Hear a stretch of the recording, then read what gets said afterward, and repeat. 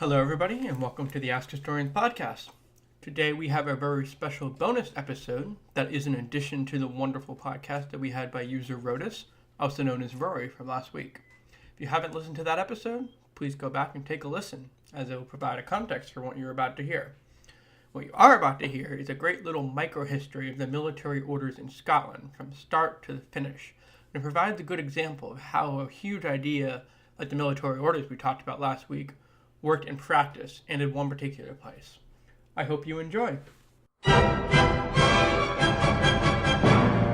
Welcome to the Ask Historians podcast. I was going to say, when we were planning on all of this, you identified Scotland as a particular point of interest. Why was that?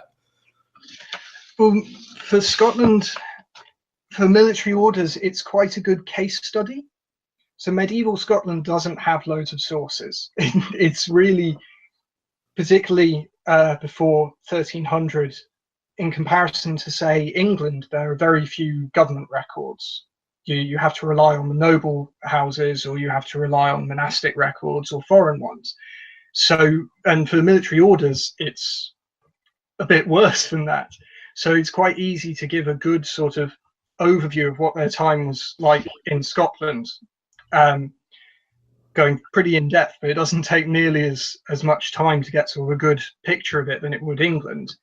And the issues that they face in Scotland are quite representative of what happens elsewhere in Europe. They secure royal patronage, they get drawn into political service and disputes, they fight in secular wars, and eventually they get disrupted by the Reformation. So it's quite a fairly representative case study. How did those orders actually arrive in Scotland? Well, as I said, it's all it's quite difficult to work out because so many of the sources seem to be missing. But at least for the Templars, we have an approximate date. So first Templar founder, Hugh de Payens, is touring Western Europe. This is a little bit before the Council of Troyes, where they're going to get real sort of papal recognition and their rule. And in 1128, he visits England and he meets with the king. This is probably when you first start getting the first big donations to the Templars in England. He also then goes up north into Scotland, but we don't know who he met. We just know that he went there because it only survives in one record. And presumably, though, he meets with David I of Scotland, who seems to have had quite an interest in crusading.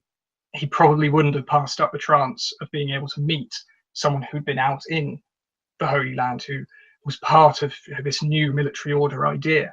And soon after, he seems to have started taking on Templars at court. So Aelred of Rievaulx, who was a friend of David I, writes a eulogy after his death in 1153 and says that David kept Templars with him, the best Templars apparently, as guardians of his morals. He kept them at court. So they already seem to get into sort of royal circles before the 1150s, probably very soon after Hugh de Payens arrives in 1128. The Templars then get their first preceptory, so their first estate, in sometime between 1175 and 99. And this is at Ballintrodoch, which is now Temple, a bit sort of near to Edinburgh. And then later on they get Mary Cooter, which is founded in 1239 by Walter Bissett, who's quite a prominent Scottish noble, and that's a little bit west of Aberdeen. And soon after they become royal almoners. So this was the person responsible for distributing money to the poor on behalf of the king. So then they are given sort of a fairly prominent role right at the top of government. It's not a very political one, but it still shows that they're getting involved.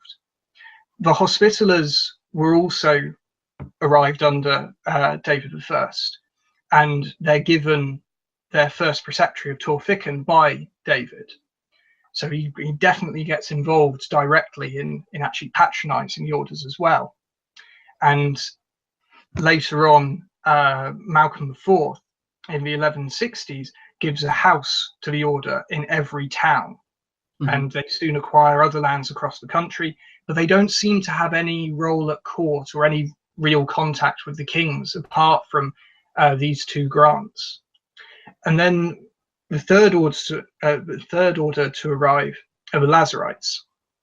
And they turn up under David I, who gives them St. Giles's Church. So if you've ever been to Edinburgh, it is the big church on the Royal Mile. It's quite a prominent gift to be given this. Yet they are one of the two smaller orders in Scotland. They don't really expand very much beyond this one church. They get a few lands up in Elgin, Fife, and Linlithgow and Dunbar, but they don't have very much, and there's no sign of them actually having a preceptory in the country. They just probably had one brother or a local secular bailiff to run their estates, whilst they were mostly based in England instead. Mm-hmm. And they didn't have any sort of court presence either. The last order was the St. Thomas Knights, and almost nothing is known about them in Scotland. They are only mentioned in one 13th century document. That's it. And all the document says is, I'm giving you land which is next to the St. Thomas Knights Hospital.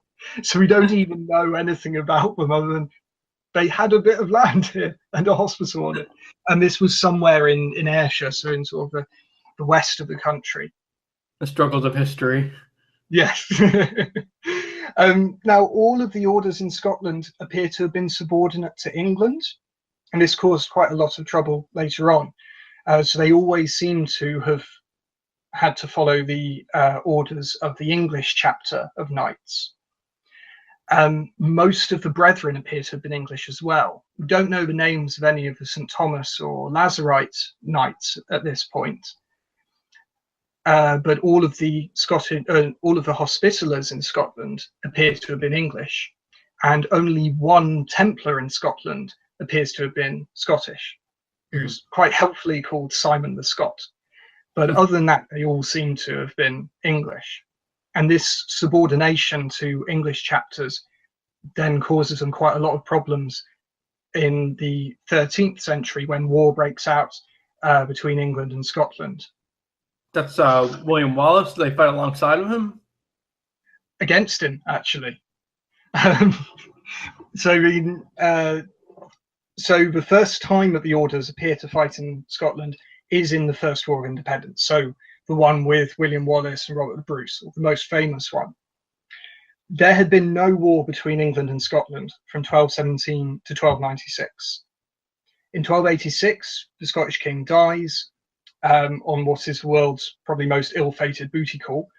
He goes from Edinburgh to Falkland in Fife during a storm to try and see his new wife. But during the storm, he falls from his horse or he rides over a cliff. Either way, he's found dead. And Alexander III's only heir, only a child, then dies in 1290.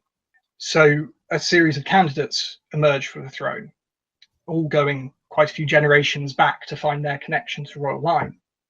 And Edward I of England is entrusted with setting up a commission to judge who should get the Scottish throne. And eventually, in 1292, he chooses John Balliol.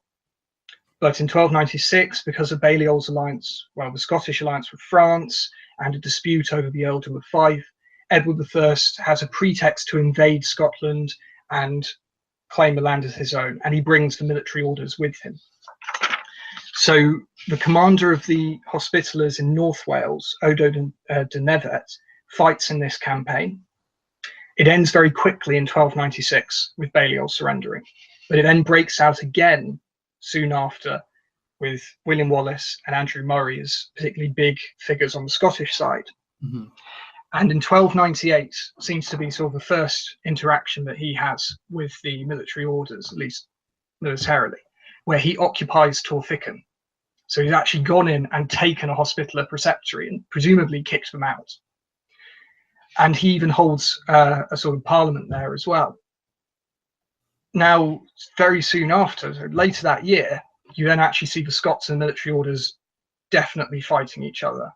The master of the English Templars, Brian Le Jay, and John Le Sautre, master of the Scottish Templars, and Alexander de Wells, master of the Scottish Hospital, all fight at the Battle of Falkirk against William Wallace. They're all fighting on the English side, and all three of these people die. And they would presumably have brought with them other troops, some of whom may have been members of the military orders as well. So there's definitely this actual conflict. They are getting dragged into a secular war, which really they shouldn't really have much business being part of. There's no evidence for the Lazarites or the St. Thomas Knights fighting in this, but both they and the Hospitallers were probably expelled at some point during the wars, and then seemed to return around 1314. So after Robert the Bruce has won a victory at Bannockburn, and he's sort of rehabilitating some of the people that sided with the English. So for all that these orders were supposed to be free of any authority but the popes, their branches in the West are still bound by secular rulers. They can still get drawn into fights, which they shouldn't really be doing. Even with these papal privileges, their purpose of holy war, they still get compelled to fight in secular wars, and they can then suffer quite extreme consequences from it, like being completely banished from the country for quite long periods. Now, one of these Scottish Templars, Brian le Jay, was quite notorious and seems to be quite a good example of some of the slightly smaller scale, more local problems that the orders could have in the West. So the orders often got into property disputes. So they were major landlords, they wanted to expand, they wanted more money to fund the East, and so they, like many monastic houses, would end up in court quite often trying to fight over their rights to different churches, different lands. So in Mary Cooter in Aberdeenshire, they get in a fight with Kelso Abbey in 1287 over whether the Templars can build a church, and eventually, because the parish actually belongs to the abbey, and so it's sort of they're seen to be intruding upon the abbey's rights by building a rival church within the same parish, and eventually it results in papal delegates splitting the parish in two, and it's still divided in two now, into Peter Cooter and Mary Cooter. And the Templars had one, and the abbey the other. One of the slightly more dramatic property disputes involved Brian le Jay, who seems to have been really quite villainous. So there was a woman called Christiana who was married to William, son of Geoffrey of Halkerston, and he was very lazy, and he gave his wife's land to the Templars in return for living at the preceptory, not having to pay anything to sort of to support himself. And so he just stayed in their preceptory at Ballintrodoch, whilst his wife and his children lived in a house on their property. But when William died, Brian le Jay, who then was just master of the Scottish Templars, went to Christiana and claimed that William had actually sold him the property, not rented it, and so the house should be his. And so he tried to expel Christiana from it. And she said that it's impossible, William hadn't sold her house, and he wouldn't have been able to anyway. He didn't have a legal right to. So the Templars, led by Brian le Jay, decided to take her house by force. And she actually at one point is clinging to the door frame, and one of the Templars cuts her finger off to sort of pull her away from it. She then appeals to the king and was given the house back.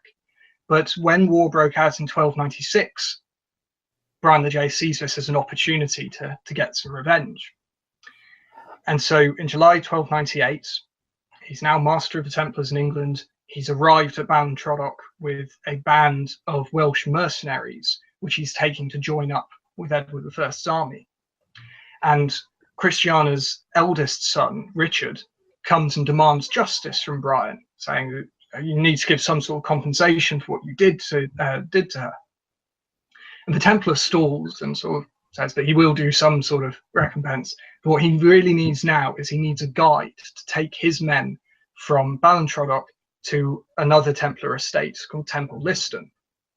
And Richard agrees to it with the promise that eventually there's going to be some sort of compensation. And so the following day, en route to Liston, the Welshmen suddenly turn on Richard and kill him. And it's clearly done on Brian's order. to try and remove someone who had angered him. And there are other stories about the knight that come out during the Templar trials. One fugitive Templar who's interrogated at the time claims that Brian the Jay once made beggars grovel in ice and snow for a farthing. So he really doesn't seem like a particularly pleasant person. And he was actually the inspiration for the villainous Brian de Bois Guilbert, master of the temple in Walter Scott's Ivanhoe. So he's actually managed to inspire fictional villains as well. But the military orders, just like other religious institutions, can still get involved in quite vicious property disputes, sometimes ones that actually end in violence. And their political connections continue to cause problems for orders like the Lazarites in Scotland.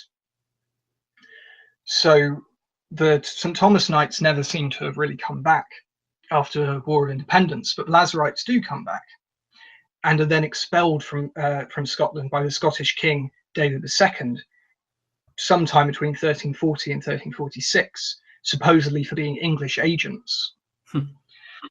And David had been abroad since 1334 after a rival claimant had invaded Scotland with English backing. So he was still a child, so he was sent to France for his own safety. And he returned in 1340 and immediately set about raiding England. And his series of raids eventually ended when he was captured at the Battle of Neville's Cross in England in 1346. But just coming back in 1340, expelling the Lazarites would have been an easy way for him to demonstrate to his subjects, who won't have seen him for quite a long time, all the key nobles in the country who might not even be very familiar with him, that he could just turn up and expel them, demonstrate that he is opposed to English claims in Scotland. And also he was able to then recover some valuable property. And so there was sort of a financial aspect to it as well. He didn't do this with the Hospitallers, and they weren't expelled, it seems to be, because they had the right sort of royal connections. So for much of the 1300s, the Hospitallers, their lands in Scotland were quite badly damaged by the wars, and so they just rented out their property to just local knights and nobles. And from at least until 1345, Torphickan was being managed by William Moore, who was the son of David II's former chamberlain. So he wasn't really going to kick out the Hospitallers and deprive the son of one of his former close servants and advisors of all of the lands and money and prestige that he'd get. And then from 1345 to 46, Alexander Seton was preceptor of Torphickan, and he actually was a Hospitaller. But before joining the order, he had fought at Bannockburn and was a signatory to the Declaration of Arbroath, so he was sort of a war hero. So they couldn't get rid of the Hospitallers because they had these royal connections. But the Lazarites never established them. So when it came to having to make a display of opposition to the English and probably wanting some money as well, the Lazarites were the easiest one to get rid of. And it's probably because of this expulsion that a Scottish Lazarite arrives at the English Lazarite headquarters of Burton Lazars in Leicestershire in 1349. And he actually gets appointed by the Grand Master to lead the order there. He's the only Scottish Lazarite whose name we know, and he actually, because of Grand Master's letters, he becomes the only Scot to lead a branch of a military order in Britain or Ireland. Because until then, all of the British Isles branches are always led by English or, in a couple of instances, French or Italians. Well, the Templars had already had that work as a royal almoner, but this wasn't really much of a political role. And obviously that ended with the Templars being wiped out being suppressed in 1312. But the Hospitallers did manage to establish a fairly significant political career in Scotland, though it took a lot longer than it did in England and Ireland. So before 1466, the preceptors of Torphickan, so the head of the Scottish branch of the order, appear to have been basically non-entities. They don't really turn up in any royal records. They only appear twice in the main surviving royal record between 1306 and 1466. They don't have any royal offices or duties. They don't appear to sit in Parliament. They're just basically not there. Whilst in Ireland and England, the priors of England and Ireland, so head of the respective branch of Hospitallers there, they had a political role from the late 13th century. They had very high offices like Chancellor or Justiciar of Ireland, basically the two highest ones you could get in the English administration there, or Treasurer of Ireland and Treasurer of England. And they also regularly sat in Parliament, they served as admirals, and they provided military support. But Scotland had had none of this so far from the Hospitallers. This all then changed under William Knollys, who became preceptor in 1466. He was from an Aberdeenshire family, seems to be merchants. He owned ships that traded with England. It's unclear when he joins the order, but eventually he's joined and he's on Rhodes, and he petitions the Grand Master asking that he be given Torficcan. He complains that the last preceptor died 3 years ago and no new preceptor has been appointed, but the person who's been managing it in between is incompetent and it's all falling into ruin. And for some reason, Knollys is given the position when he's not actually eligible for it. You were supposed to do 3 years service at Rhodes before being given a preceptory, but he hadn't done this, and yet the Grand Master says, okay, fine, have it. And this may be because he was a royal candidate. Maybe the Scottish king had sort of written to the Grand Master advocating for this person, but there's no evidence of any interaction between Knollys and the crown before this, so it's quite unsure, and it may just be that he was quite ambitious, and the main order on Rhodes doesn't seem to have cared very much about their Scottish estates. I mean, they allowed there to be no preceptor for 3 years, so he may have just been able to see an opportunity and took it. And he pretty soon establishes a political career. He becomes Treasurer of Scotland for James III in 1469, but he loses it late the following year. But he then, in 1471, begins sitting in Parliament. He hears legislation, hears appeals, drafts legislation. He then audits royal accounts in the 1480s, but it's under James IV that he really sort of reaches his height. So a rebellion overthrows James III, and he is killed at or soon after a battle against the rebels in 1488. Basically, James had angered the nobles in his country by trying to get an alliance with England, favouring new men in government who weren't actually part of the old nobility, and becoming estranged from his wife and his eldest son. So Knollys quickly sides with the new regime that is ruling on behalf of James IV, who's still a child. He becomes treasurer from 1488 to 92. He becomes sheriff of Linlithgow. He's entrusted with a castle. He becomes a chamberlain of Linlithgowshire, master of royal household in 1491. These are all quite significant roles. And then in September 1489, he's even created Lord St. John. So he's actually made a peer, and he's guaranteed a seat at Parliament. So he's now got a sort of permanent foot in the political realm. Mm-hmm. And he seems to have even had a personal relationship with the king. James IV visits him at one time at Torficcan and brings money to donate as a gift. And another point, he is visiting Torficcan and he takes money out of the treasury to gamble, presumably gambling with the preceptor. Knollys doesn't seem to have been very good at the sort of more monastic side of being a hospitaller, as he probably had at least one illegitimate child. And certainly seems to have had a ongoing mistress.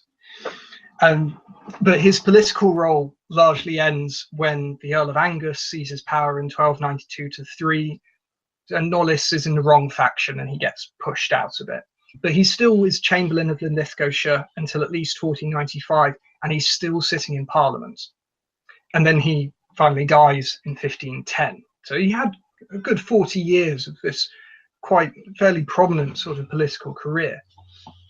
The subsequent preceptors don't really have anything that's similar to it. George Dundas, his immediate successor, doesn't even get the preceptory until 1518 because of a dispute with the crown. James IV wanted to put in his own candidate, but the Hospitallers opposed it. Eventually Dundas gets in, but he doesn't get any crown duties or offices. The preceptor after him, Walter Lindsay, who's preceptor from 1532, he has a bit more of a career. He's in Parliament again. He actually leads Scottish troops in the borders in a campaign against the English in the 1540s. So he's a little bit more involved. But James Sandilands, the last preceptor, he sits in Parliament. He has a few roles on the committees there. And he's also one of the lords that supports the removal of one of the regents for Mary Queen of Scots. So he has more of a prominent role, perhaps, than, say, Dundas. But still, none of these people are nearly as prominent as Knollys was. And it just seems to be that Knollys was particularly talented. Rhodes didn't care very much about Torficcan. There was a dispute over leadership between 1412 to 8. They rented out the property for much of the 1300s, and they don't even bother to put in a new preceptor for 3 years until Knollys asks. So I think he just sort of saw an opportunity, a vacant preceptorship where he could perhaps advance independently in a position that in a posting that his superiors wouldn't really pay that much attention to, and he just took it. So what happens after William Knollys and the preceptors? And does Scotland military orders continue to the present day, or do they start dissolving after that?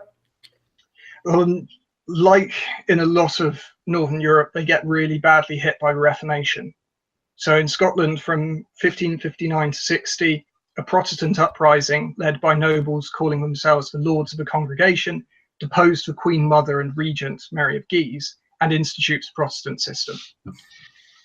The Hospitallers at this time are the last military order in the British Isles. In England, Wales and Ireland, the Hospitallers have been dissolved already in 1540 by Henry VIII. The Lazarites were expelled from Scotland centuries before, but they were suppressed in England in 1544. So were the St. Thomas Knights at the Reformation, and they had disappeared from Scotland long before anyway. So Scotland was really the last part of the British Isles that still had an active military order. And it was the last branch of what was called the English Long, which was the order in Britain and Ireland. And so the last preceptor, James Sandilands, gets in at 1547, joined the order sometime before 1537, but by the late 1550s, he was Protestant. Both he and his father were supporters of John Knox and George Wishart, who were very prominent Scottish reformers. And James Sandilands even married in 1559, whilst still a Hospitaller. Not quite sure how he got round it. And then in February 1564, he basically just abandons the order. He goes to Mary Queen of Scots and he sells the hospital's lands in Scotland to the Queen in return for cash and being given Torficcan back as a secular temporal lordship. And this marked the end of military orders actually in Scotland. This lordship's still around. There are still Lords Torficcan now, and they are the descendants of this last preceptor. There were at least 2 Scots still on Malta. So one of them was a relative, John James Sandilands, and he repeatedly got into fights. He seems to have been quite violent.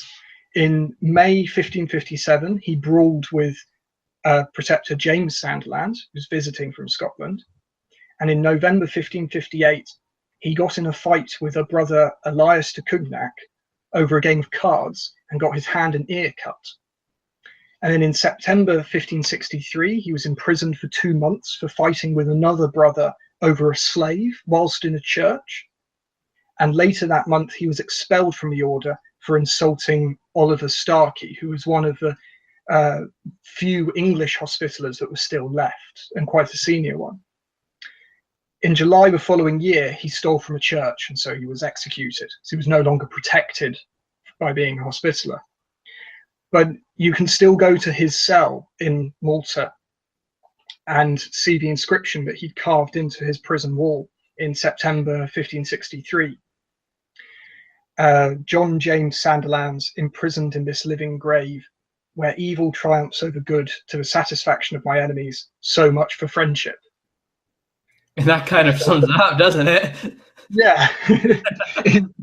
It's a bit of a sort of an odd relic left over from this. But there was still one Scottish brother left at this point. It was James Irving. And he actually joined the order, it seems, after the Reformation in Scotland. He fled Scotland around 1567 to avoid having to subscribe to the Protestant Confession of Faith, and then went to Malta and joined the order. He then left in 1569 to return home. And in 1572, he went to Rome and then France, offering to help the Pope by acting as his agent in Scotland. But he was probably seen by English spies at the French court, because when he then arrived in Scotland, as soon as he landed, he was captured. He was held in prison for a year and tortured, and was then released, but he was still kept under quite close watch. So even after the Reformation, there are still young Scottish nobles that actually want to go and join the Hospitallers in Malta. There's still an interest in the military orders, even at this point. In Europe, mostly the Reformation and secularization are what gets at the orders. You've been listening to the Ask Historians podcast. For more history like this, visit us at reddit.com/r/AskHistorians and ask over 100 historians and enthusiasts anything you wanted to know in history. Find us on Twitter as @AskHistorians and subscribe to the show on iTunes. Or visit askhistorians.libsyn.com. Thank you very much for listening, and join us next time on the Ask Historians podcast.